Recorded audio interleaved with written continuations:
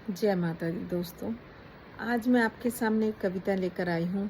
जो कविता मैंने उस समय बनाई थी जब पहलगाम हमला हुआ था।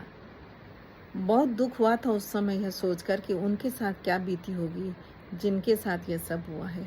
हम लोग तो अपने घर पर थे, लेकिन उस समय अपनी कविता को व्यक्त करने की हिम्मत मुझ में नहीं थी। लेकिन हाँ, अपने शब्दों को, विचारों को, भावनाओं को व्यक्त करने का एक माध्यम होता है कि हम उसे लिख कर संजो सकें।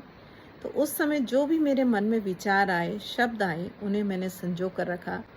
तो आज आपके सामने उस कविता को साझा करने के लिए आई हूँ।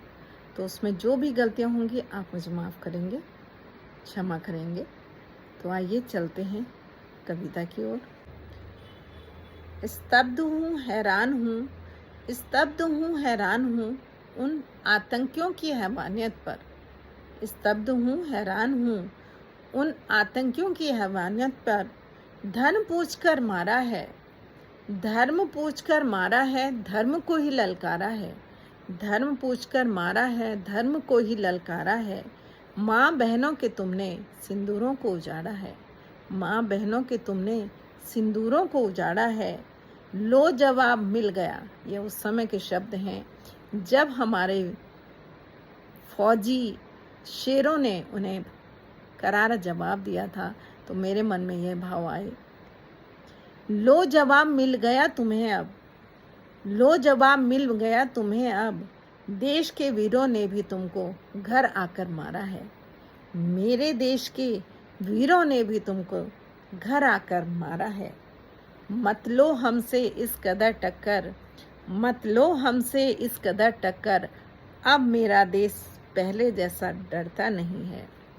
मत लो इस कदर हमसे टक्कर, अब मेरा देश पहले जैसा डरता नहीं है।